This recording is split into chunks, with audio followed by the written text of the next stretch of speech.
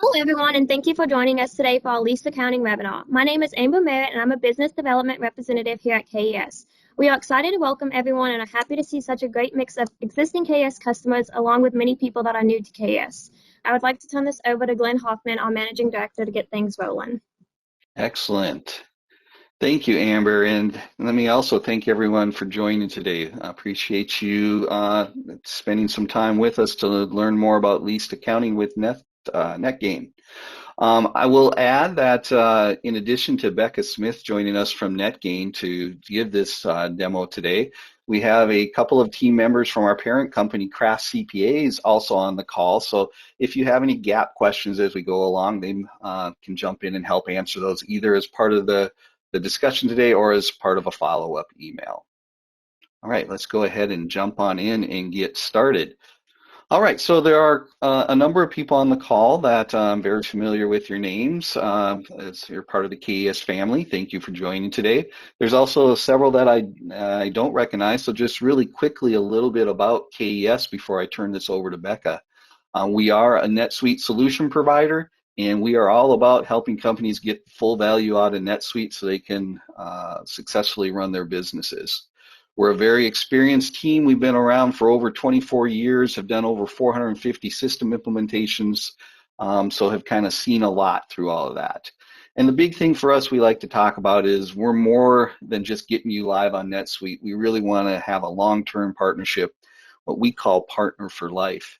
And so as part of that, we do a lot more than just NetSuite consulting. We've also built a number of Suite app extensions, as well as partnering with leading third-party providers such as NetGain to make sure that your NetSuite solution is a really, truly comprehensive solution.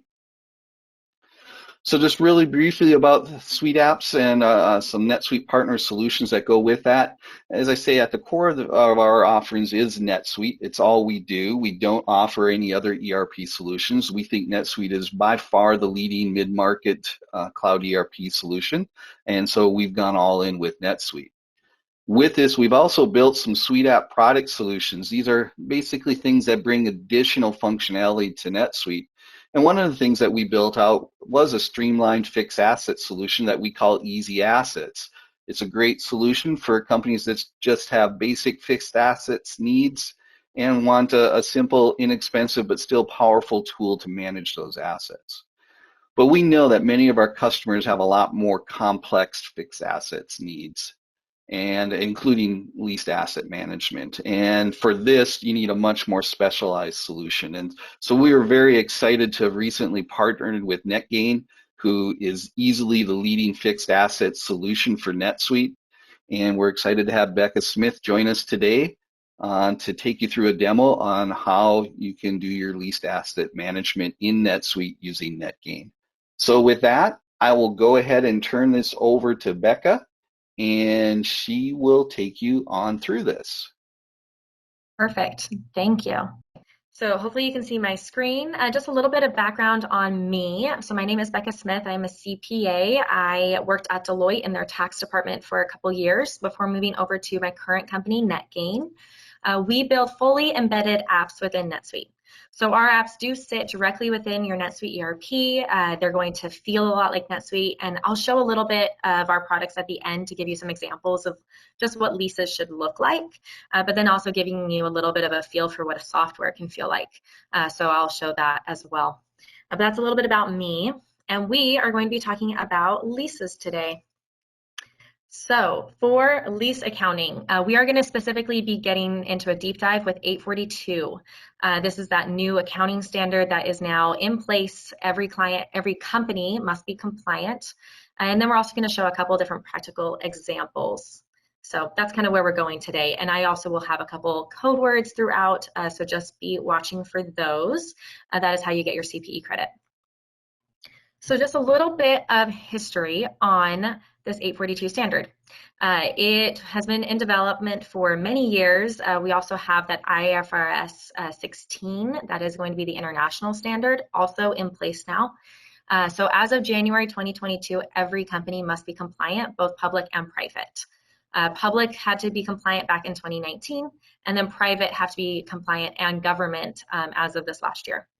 So we are seeing a lot of clients who are currently going through that audit process right now, where they do need to, where they're basically being asked about leasing and they're getting all these questions that they haven't necessarily seen before and having to create different Excel workbooks, and it gets pretty complex pretty quickly. So that's why we have software, and that's why we are having this webinar, so that you can be more familiar with what that accounting looks like with the change. So specifically what changed? So the old standard ASC 840, this is going to be letting you put operating leases kind of off the balance sheet. So you can kind of see by my cute little graphic here. Operating leases were allowed to have essentially just accounting things as deferred or as expense when paid. And then the financing leases had to be assets and liabilities on the books. And so we were seeing a lot of clients that were essentially finagling their leases specifically to be operating and kind of sitting right at that line there, so that they were able to have this off the books treatment. And so with the new standard, you are required to put both types of leases on your balance sheet. So that includes operating and financing. I'll show you, they do have a little bit of a different accounting treatment, just because financing is still considered more like a sale type, and then operating is still more considered as a kind of operational side. So there is a little bit of a different accounting, and I'll talk about those journal entries. But at the end of the day, you're going to have that, it's called a right of use asset, and your lease liability are on the books for both of these. Now, I do also want to point out the P&L piece. There is no change with the 842. So I just want to help you basically make you aware of that. For it kind of says in here, but for those financing leases, you're basically going to have a above the line, and then for operating, it'll be the below the line, I believe. I may have said that backwards. Yeah, for financing, depreciation and interest are recorded below, and then for operating, it's above the line. I did say it backwards. So there's a little bit of a different PL effect from operating and financing leases, just to be aware if you are looking at your EBITDA as a pretty important factor for you. But that is not a change from 840 to 842. That has remained the same. So wanted to point that out. And then going forward, just with compliance in general. So your journal entries are going to be a little bit more complex, especially with that right of use and lease liability, splitting things out. Footnote disclosures. So disclosures have, there's more of them essentially, and they are going to create a lot of time in Excel to create. And so I'll show you a couple examples of disclosures. I would definitely say this is something that a lot of clients like to look for in a software, is something that can create the disclosures for them when they spend a lot of time in Excel doing this. But just be aware, especially if you are audited or have to have audit financials, or if you're providing them for banks, they will ask for some of these disclosures, and I'll show you kind of what those look like. There are some practical expedients. So I'll go through the practical expedients towards the end of the presentation, but there are some different kind of takes that you can do to help make the transition easier if you haven't switched over to 842 yet. Going through your first audit, getting auditors comfortable with the lease accounting, this tends to be the most time-consuming part of getting the lease, like your lease standards switched over, I feel like. We see a lot of clients that spend a lot of time with their auditors to make sure that their leasing is compliant and that everything is correct. And then just continuing to account for your leases. So modifications, as we kind of go there, you're going to see a lot of compliance pieces. All right, next. So these are some of the disclosures. So the key ones we see most of the time are this undiscounted lease maturity analysis. It is a 5-year and forward-looking report for financing and operating. This is a really commonly asked for report. Other ones you're going to see are this weighted average, supplemental cash flow and balance sheet information. Again, broken out by operating and financing leases. You're going to see auditors asking for this. There's also different qualitative disclosures. So just as an FYI, there are still memos that you have to write with that. And so just be aware that that's going to be something that you typically have to include in this audit.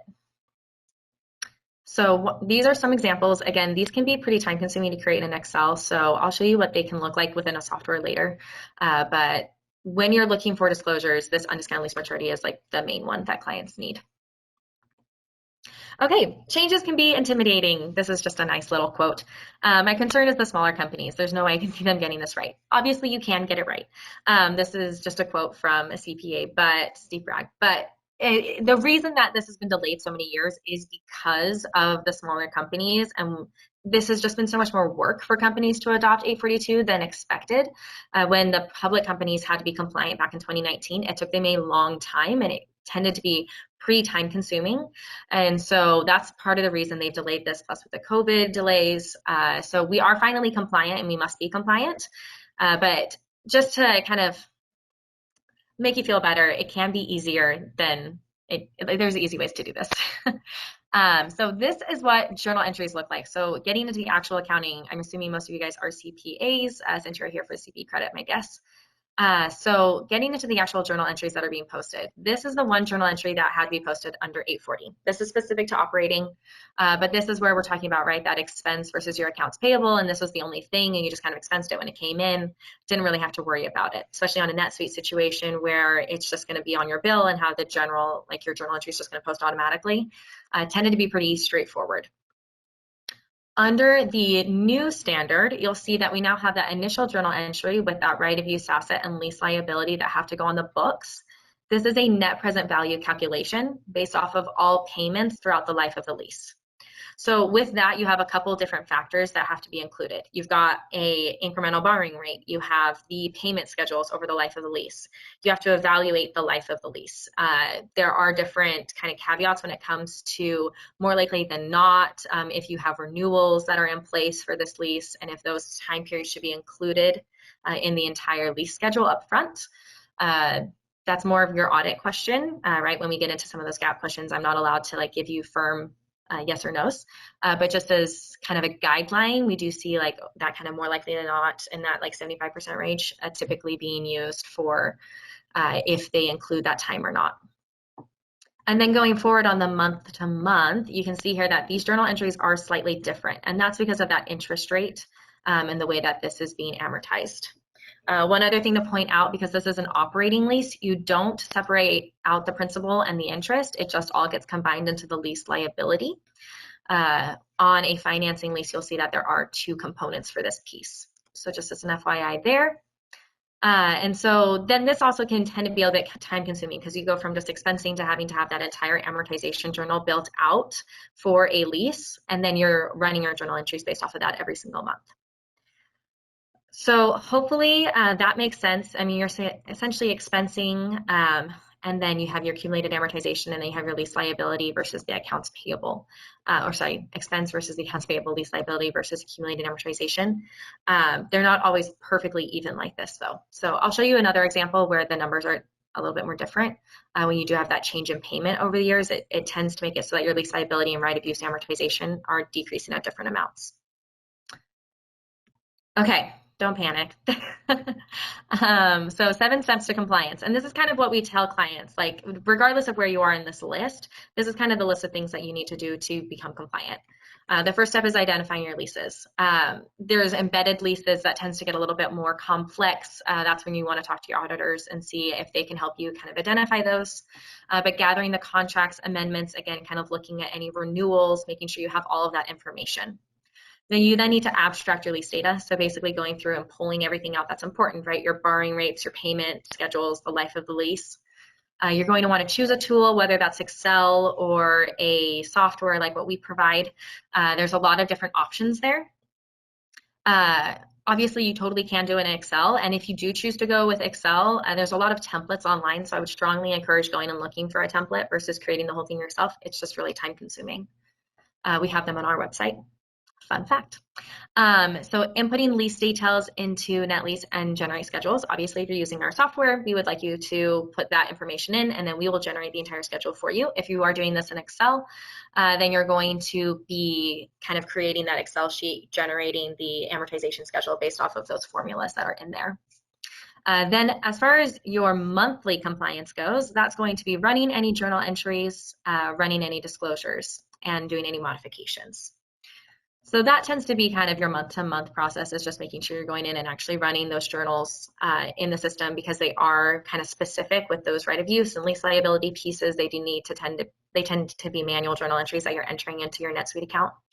So just remembering that as part of your close process, adding it as a step, and then running any disclosures that you may need for audit purposes. So that's kind of the steps of what we do when we go through the leasing. So I've talked about operating and financing. I've talked about the differences there a little bit on the accounting side, and we can get into that more later as well. But just as in general, and then to talk about short-term and low value. Operating is going to be straight line lease expense over the term of the lease. It has that right of use and the lease liability like we've been talking about. And then those are both reduced over the life of the lease. This straight line basis is kind of the main difference with lease expense. And then financing, you have the interest expense and amortization expense that are recognized. So that's what I was talking about, where you have kind of the one line item versus the two line items for the difference here. And then that does affect your P&L. And then as far as the right of use and lease liability, those tend to be about the same. For short-term, so short-term leases are anything under 12 months. So this can be 12 months from the offset.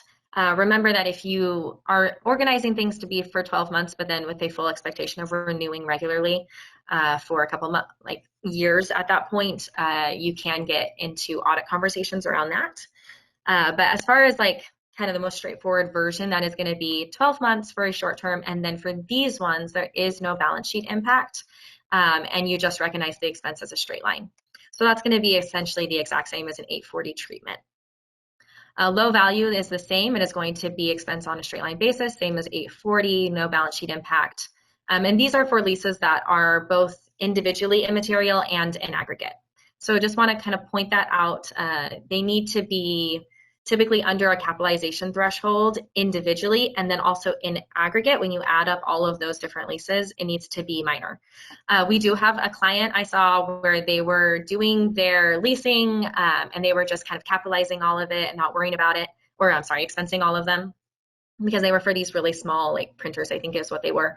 And then in aggregate ended up being quite material. And so now they have leases that are amortizing like cents every single month because of just how it worked. So that is something to just be aware of, especially that in aggregate piece. So I wanted to point that out. Okay, so that's kind of the different classifications. As far as scope exclusions go, so different leases that are not included or are under different rules, that's going to be intangibles, any natural, mineral type materials, biological assets, including timber, any inventory. If you are leasing inventory, that tends to be under its own topic, 330. And then any assets under construction, that's going to be 360. So if you are leasing these type of specific materials, then you do need to go and look at these other topics. Just want to point that out. Okay, as far as transition methods go. So for transition methods, we have the effective and the comparative standards. So the effective transition is going to be the one that we recommend. This is what we see clients doing the most often. And it's when you're applying the new standard as of the transition date. So it's a specific point in time. This is typically easiest in it's easy in a software, right? Because we have a go live date, which I can show, and then it's going to do a transition as of that point in time, and then you can just run your journals going forward at that point. The important piece here is that any comparative periods in your financial statements are going to be under 840. So the reason you're able to do this is because you're still presenting everything on the 840 level on your financials for like the couple years of transition.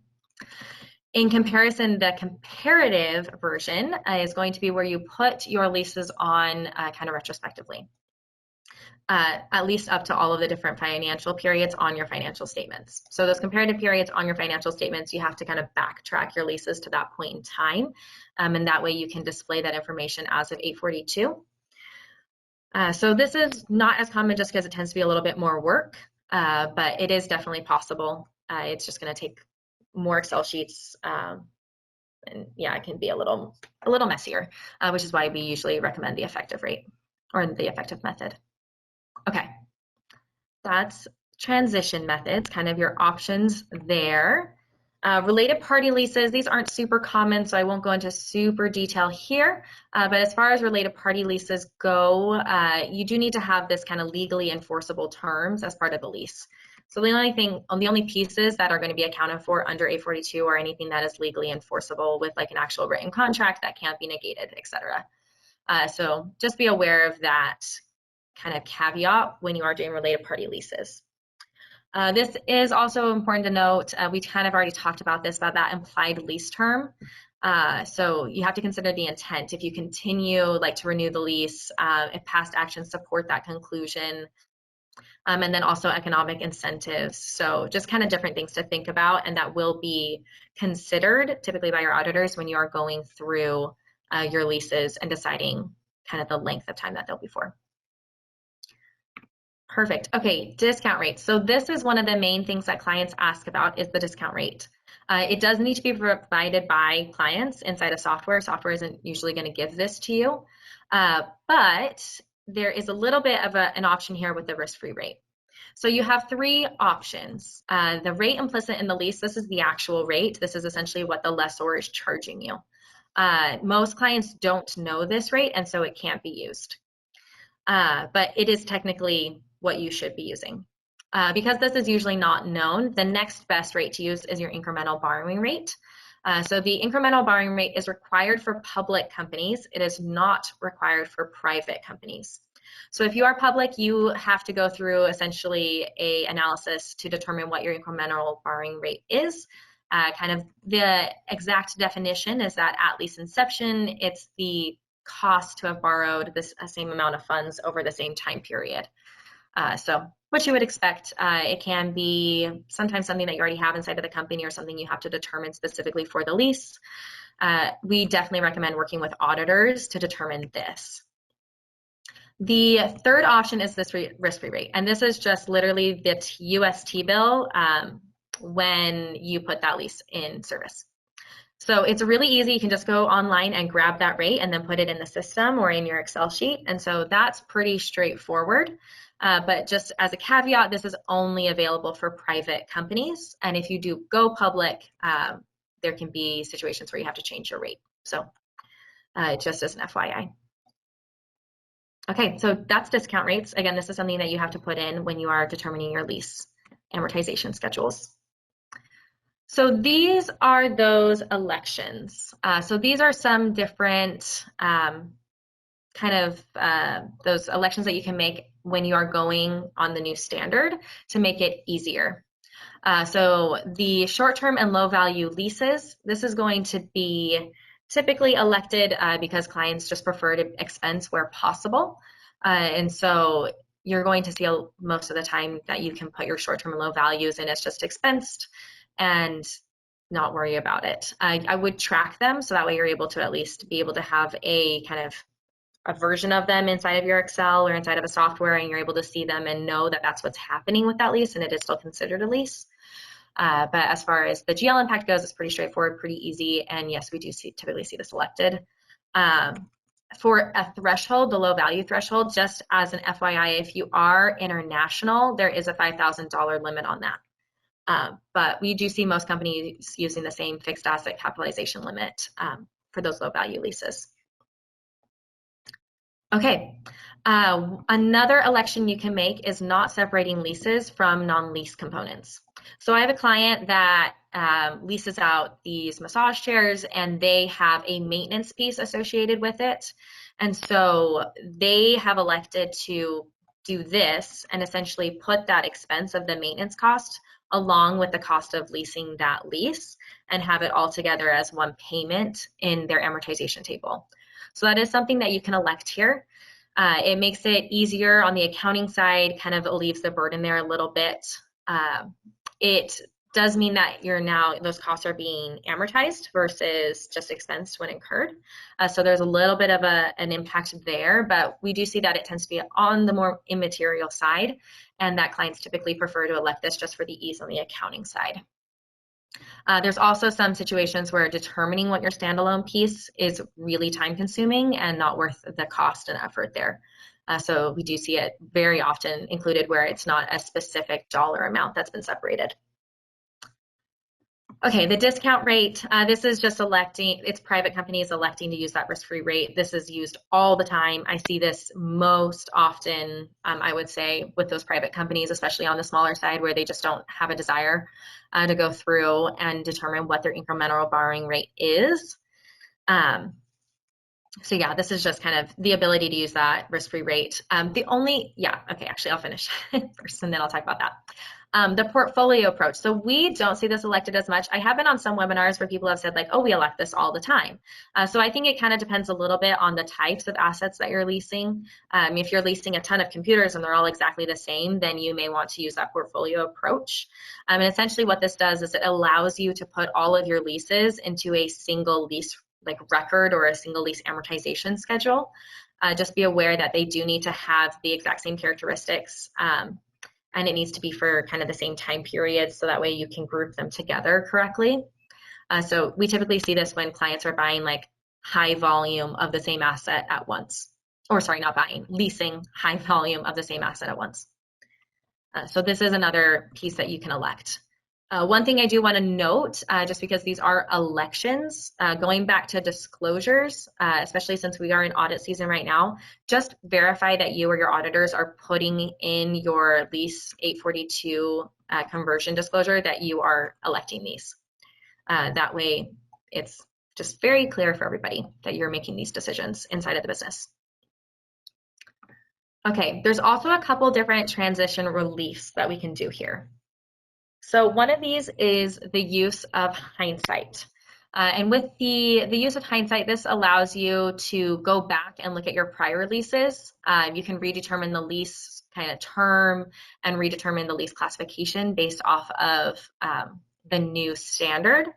We're typically not seeing clients do this just because it tends to be a really high effort for a pretty minimal cost benefit. But this is something where if that's an applicable use case to you, you should look into. And then there's also that ability to kind of assess impairment, which is one of the reasons clients will do it. So the package that we see elected all the time is going to be the practical expedience. And this is essentially just kind of a relief with the transition to let you keep the same classifications that you had prior in the new standard. Because the new standard with those financing and operating leases, it's not as a bright line as it was before. It used to be very clear percentages, and once you hit that percentage, that was what pushed it over into a financing lease. It's more of a gray area with the new standard, just because auditors essentially are given a little bit more flexibility to say, like, this is technically an operating versus like the percentage base, but it's acting just like a financing, and so they can push you to have it as a financing. Just as an FYI, there's a little bit more gray area there. We are seeing most clients still using the same percentages of 75% and 90% when it comes to the lease kind of determinations with that fair market value and the life of the asset that's being leased. But that's getting a little more technical, and I don't have a good slide to show that right now. So I won't get too much further into that. But just as an FYI, as far as the classification goes, you can just leave the classification if you elect this, and that's why we see clients doing this. It also, like whether a contract contains or is a lease, you don't have to reassess any expired or existing contracts. So that is also helpful in just kind of alleviating the burden of having to go through that assessing your leases portion of being compliant. And then the last piece is you don't need to reassess any initial direct costs. So initial direct costs do have an impact on your right of use and lease liability. It's going to offset those. And so you don't need to reassess those to have it included when you put those leases on the balance sheet as of right now. So that's another just kind of ease of burden. We do typically see this elected. It's just going to improve your implementation efficiency and the costs in general, not having to go through everything in the history of your leases. And it also just tends to make it a little easier. Again, if you are electing this, make sure you put something about it in your disclosure. Okay, so that's kind of the main pieces around transitioning. So I'm going to show some actual examples now. So I want to kind of show you what this actually looks like when you are running amortization journals and what those disclosures look like in practice. Obviously, we sell lease accounting software, but there are other companies out there that do different types of lease accounting. Like there's other companies that do this. And then on top of that, you can do this in Excel if you want to. Like I said, we typically see clients, when they try to do this in Excel above, like I would say that 3 to 5 lease range, tend to get pretty bogged down, especially when there's modifications, right? We had just had COVID where you have these rent abatements. And when you are having these situations where your rent payments are changing pretty regularly, because your net present value calculation is used for that right of use asset, you have to revalue it. And so it causes just a lot of work inside of an Excel template when you're doing that, just as an FYI. But I'm going to show an example. So going into the actual example. So this is an operating lease. It's going to be real estate. Real estate is almost always operating just because they have such long lives. And then this is one that has payment increases. So it doesn't have any of the lease prepaid incentives or direct costs here, but I'm going to show you what this looks like in the software. So I'm going to switch my screen really quick. And this is NetSuite. So hopefully you guys are familiar with NetSuite. Just as a little bit of a background here, our products are all fully embedded within NetSuite. So when we talk about fully embedded apps, what we mean is they are stored on your NetSuite ERP, same servers, same login, same roles and permissions. The UI is going to look just the same because it really is built off NetSuite's coding. So that's what this example is. NetLease is our product that does leasing. And so it's easy to go in and create a new lease. And so while we are talking about leasing, obviously, I want to talk about some of the inputs. So the main things that you're going to need to know when you are looking through those lease contracts and kind of pulling out the important information, it's going to be the start date, your end date, or your lease term. You need to know that discount rate, right? That's going to be either your risk-free rate or your incremental borrowing rate most of the time. And then you need to know any prepaids, initial direct costs, and lease incentives. Anyone who's doing an adjustment is probably putting their leases in midlife. They're using that kind of practical expedient and just putting it in. And so what this does is it allows you to just put in the dollar amount of the difference between your right of use asset and lease liability. Typically, that's going to be your deferred rent as of that point in time, just as an FYI. But those are kind of the pieces that you're looking for. The last piece is going to be payments. So in our system, it's going to be kind of the effective date of change and then a new payment amount and then the frequency of that payment. But this is going to be that other kind of piece that you need to have when you are going through your lease contracts. And then with all of that information, you're able to put it here in the system. And then we save it, obviously, and then we're going to run your amortization schedule for you. So I want to look at this amortization schedule for just a second. So you can see here we have that lease liability balance and that right of use asset balance. These are that net present value calculation based off of the payments over the life of the lease. So that's why these pieces matter, right? Because that's going to be used here for this calculation. So when you are doing this in Excel, just make sure that you are putting that starting balance correctly. In arrears, in advance, it'll change slightly. So just as an FYI there. And then you can see going forward, you've got that kind of interest and allocated to principal. Because this is an operating lease, it's just going to put that lease expense on the balance, and this is straight lined, recognized over the life of the lease. And then that right of use asset adjustment. In an operating lease, this is actually a plug number. So just as an FYI, you'll see here because there's that difference between lease expense and lease prepayment, this is more of like a plug in the system. And so you'll see how that looks when we get into journal entries down here. On the financing side, it's different. So this is kind of an example of that amortization schedule. This is what you would be looking to build. You can see here, this is an example where we went live in the middle of a lease. So if you are putting your leases in service for 8/42 as of a specific date, typically that's going to be 2022. Since that's when they need to be compliant, you're going to need to do essentially a cut over journal where it's going against your deferred rent as of that point in time. So that's what this kind of $30,000 difference is here between our lease liability and right of use asset at this point in time. And then going forward, it's just amortizing like normal. So to show you what these journal entries look like, I'm going to show you an actual amortization journal here. You can see here inside of our system, it's really easy to run these. You would go in and just process your monthly lease journals. So it'll run everything at once for all of your leases. If you are doing this in Excel, you just need to remember as part of your close process to go in and post these amortization journals. So you can see here at this point in time, we have that 11,000 lease payable clearing. That's going to be our payment. So that's AP. And then you have that lease expense that we're recognizing, that straight line lease expense. And then you have the lease long-term liability, and then you have that right of use asset accumulated amortization. So that's that kind of like plug and play number. So that's what it looks like for a amortization journal entry for operating. You can see how these can kind of get complicated once you get into the actual details of calculating these out and how they're changing monthly. Okay, perfect. So that's what I kind of wanted to show there with the amortization journals. I also want to show a financing lease. So this is a financing example that I've created in the system. You can see here it's similar information. We have a little bit of a later commencement date.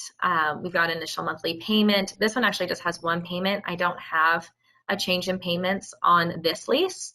But you can see here on the financing schedule, we have our lease payment, but I don't have that straight line lease expense because I'm calculating interest and principal.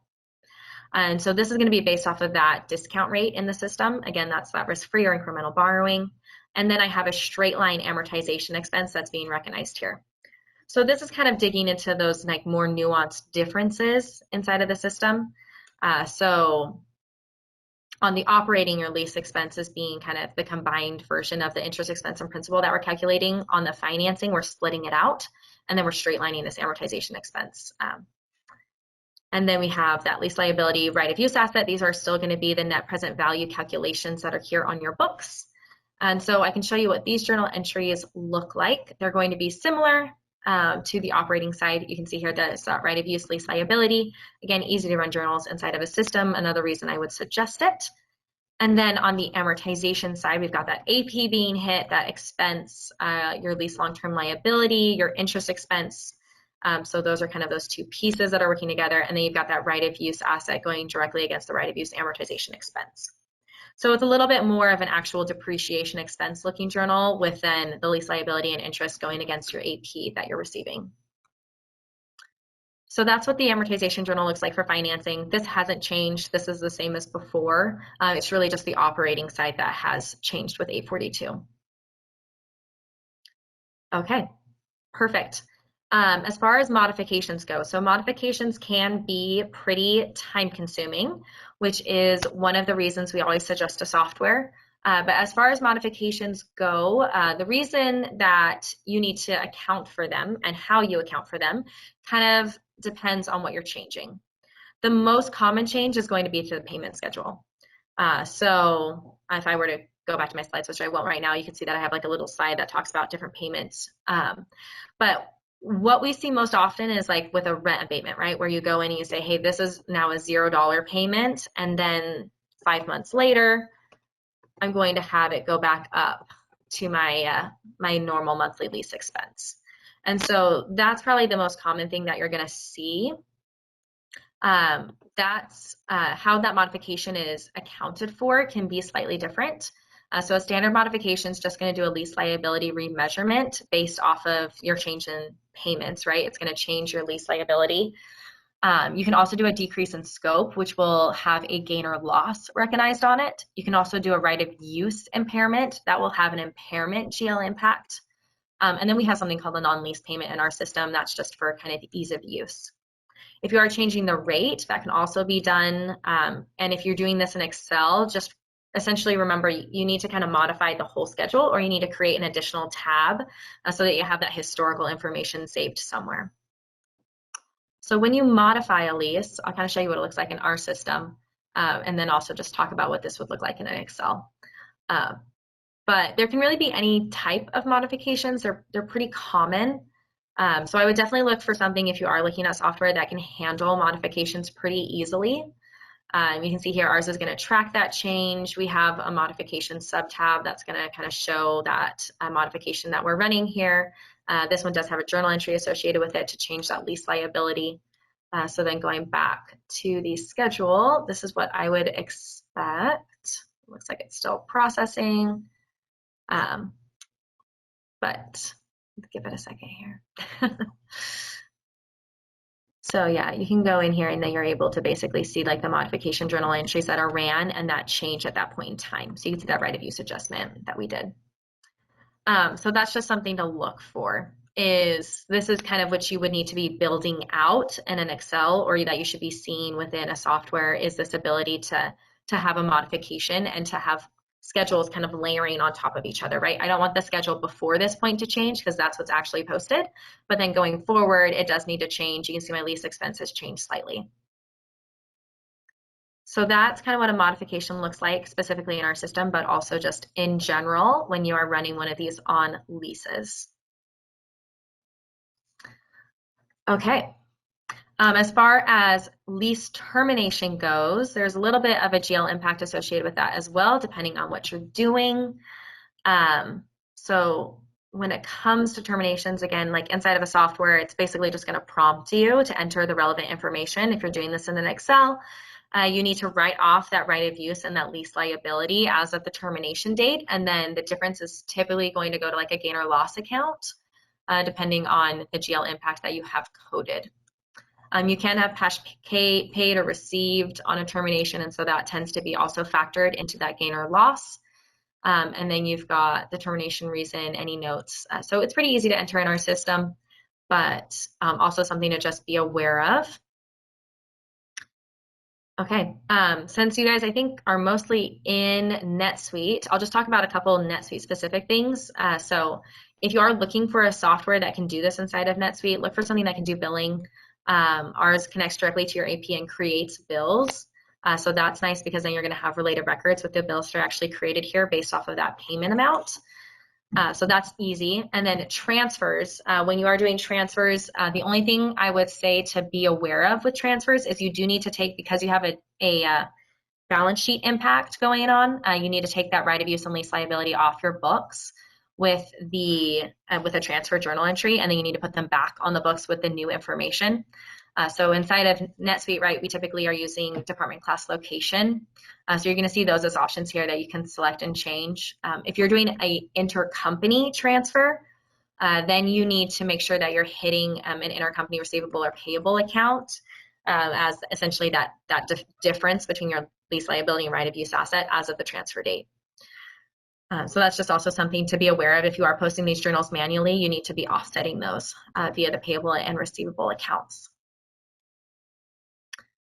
Okay, I'm going to get into reporting. So one of the nice things about a software, and honestly, the main reason people tend to go with software is because then they don't have to create these in Excel. Makes life much easier. But the main disclosure reports that you are looking for are, actually, let me just categorize these really quick. So you're looking for that lease maturity, undiscounted lease maturity waterfall report. You're also looking for the cash flow and balance sheet. Can be kind of time consuming to create, so I would definitely look for one of those. You're looking for the different rate ones, the short-term leases. You want to have those in kind of their own report. And then some of the other reports that we just have in here that are nice for management purposes are going to be a roll forward report, journal entry reports so that you can easily see the journals that are being ran. There's also like different management reports. So one of the benefits of having leases in a software is going to be just like tracking what leases are ending within a certain period, or what my modifications that I've ran are in the system, right? So there's different things that you can run in here. I would say if you're doing this in Excel, you're typically going to have an entire like couple tabs devoted to these. And then you're pulling all the information over. Obviously, you need to have those as soft connections because you're typically running disclosures once a month is typically what we see clients doing. This is that main undiscounted lease maturity waterfall. You can see in our system, it's nice because we have all your leases here in the system and the entire schedule. And so we'll have it built out for you. You can then drill in and open these up and see the individual leases here in the system as well with the different payment information. So you're going to see that. The supplemental balance sheet, you can see this looks just like that disclosure report I was showing earlier. This again also drills down to the actual individual leases and then to the dates as well and the journal entries. So that's going to be easy to export and have here in the system. The GL roll forward, so a roll forward report is typically going to be asked for as well. Things to note here, any transfers should be accounted for, additions, terminations. You can see here, typically a roll forward report for a lease balance is going to be split between the right of use asset, accumulated amortization, and lease liability. Those tend to be the three main sections.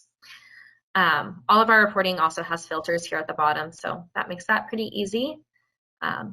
And then, I opened that one twice. So that's kind of an example of the reports. This is what you're looking to build. So you can take a screenshot of this, or we have the recording at the end if you're looking for like a good example.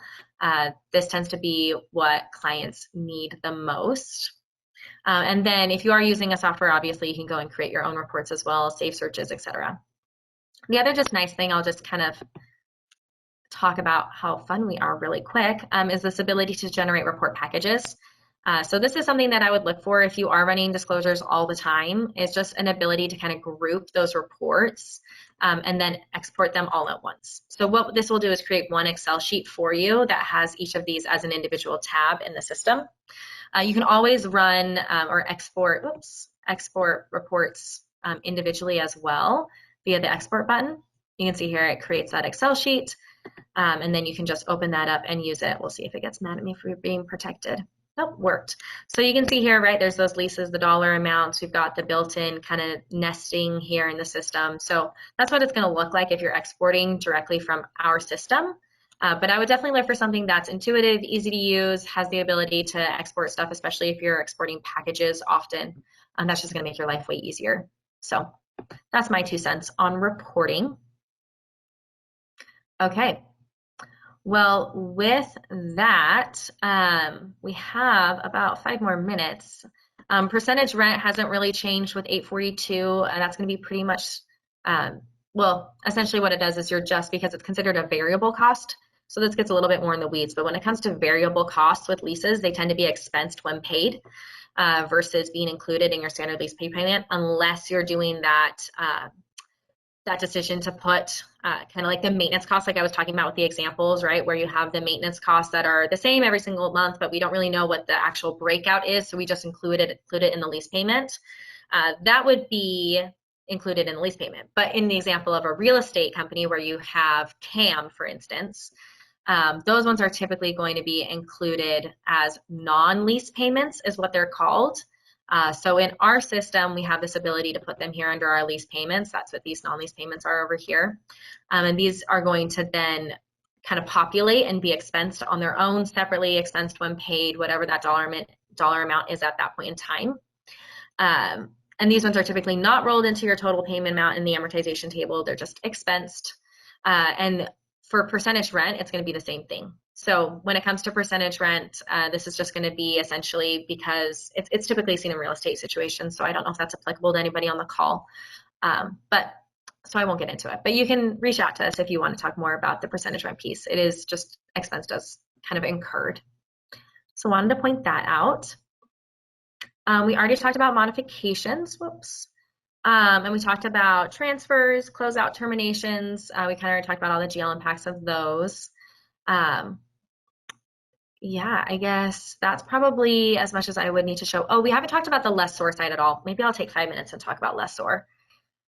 So we've been talking mostly about net lease because that is the bulk of what has been changed with ASC 842. On the lessor side, right, where I'm receiving payments, where I'm leasing out products, this hasn't seen much of a difference with 842. A little bit of a change of terminology is really the biggest difference. You're going to have what's called sales type, direct financing, and operating leases in the system.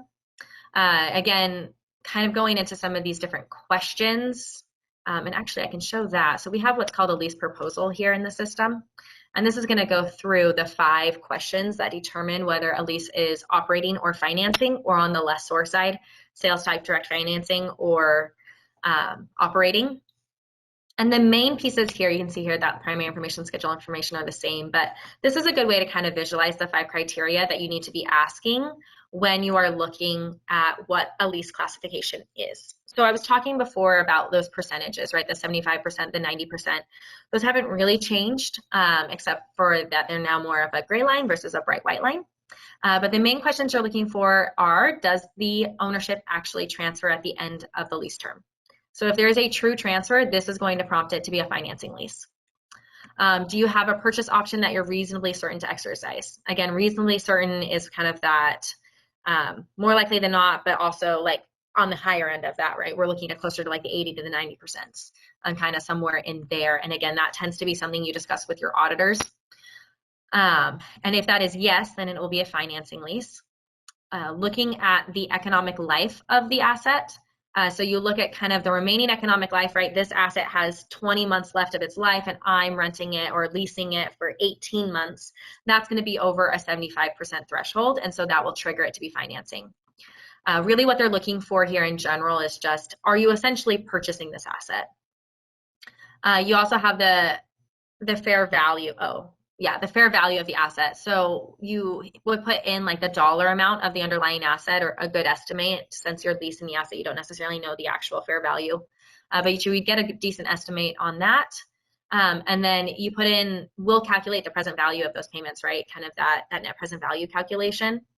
And if it is over 90%, then it'll trigger it to be financing most of the time. So that's another kind of rule here. And then the last one is, if the asset is so specialized that you don't feel like it can be used in any other capacity, or another client can never like use this asset that you're leasing, that tends to be classified as a specialized asset, and that will also trigger it to be financing. So these are the 5 criteria that are used in determining operating versus financing. You can use our lease proposal screen to go through and kind of answer these questions for every lease, and then push that over to a lease record that then has the amortization schedule and depreciates, etc. But that's going to be kind of the criteria that's used. Same on the lessor side. So wanted to show that. And then I do want to leave time for questions. I'm trying to think if there's something else I want to say about the lessor side. I think we're probably good. I won't take too much time there. As far as UI, it's exactly the same as net lease. And then as far as accounting, it hasn't really changed from 840 to 842. It's just going to be a little bit of a change in term there, which you're probably familiar with because it's been in effect for a couple of years now. Okay, well, I'm going to switch back to my PowerPoint then. I had a couple different examples here. If you did miss that CPE code, I'm still on the page, so grab that. And then a couple different examples here we've already talked about, I showed in the system. So yeah, so again, our company is NetGain, and we do fully embedded apps in NetSuite. So thank you so much for kind of learning about lease accounting with me. We're going to then, I think, take questions for a couple minutes here, and then we will wrap up. So were there any questions in the chat? Yeah, so we had one. It just asked, do I need to transition leases, or do I need to transition leases that have less than 12 months left on them to SC 842? Oh, typically what we're seeing auditors say is no. You do not need to transition those. It's okay. You can just consider it a short-term lease as of that point in time. But there are auditors on the call, so if they have a different opinion, please speak up. I would say that would be similar to what we're seeing. Hi, my name is Katie Graham. I'm a senior manager here with Craft CPAs and work in the audit department. I just want to add a couple of points. The presentation was great job at summarizing it, but a couple of things we're seeing as our clients are adopting is I think a lot of clients kind of wanted to default to, hey, we'll just turn all of our leases to 12 months. And you do need to make sure and consider, are those like implicit lease considerations there? You know, are you going to just keep renewing for 12 months indefinitely? If so, you need to kind of look at those more longer term considerations. And then I did want to mention with related party leases, there's a new accounting standard update that's coming out that's allowing you some options to defer to the stated rate versus looking at some of those more implied lease considerations. So if you do have related party leases, just make sure and look at those, talk to your auditors, and get on the same page, and know that there is that update coming out. And then just from a Craft CPA's perspective too, some of these requirements under the standard can get a little complicated as far as the useful life, the classification, if you have variable lease payments, like anything like that. So if you do have auditors, just make sure and reach out to them if they don't want to help you with those decisions because of independence considerations or anything. We're always here for any kind of consulting that may be needed for that too. Yes, and I would say we see the same thing. Like as someone who's implementing software for clients that are going through this process, they spend a lot of time with like an auditor or with someone like Craft, where you're looking at like, you're talking to an auditor about what do I need to consider when I'm putting these leases in, right? Because it's easy to just input stuff, but you want to make sure that it's correct. Excellent. Well, thank you, Becca. I really appreciate this. Hopefully this was good information for everybody. And yes, definitely reach out to us, reach out to NetGain directly. Happy to help out with any of this. I think with that, we'll go ahead and close out today's session. Hopefully everybody felt it was successful. Thanks again, Becca. Really appreciate it. Yeah, thanks everyone.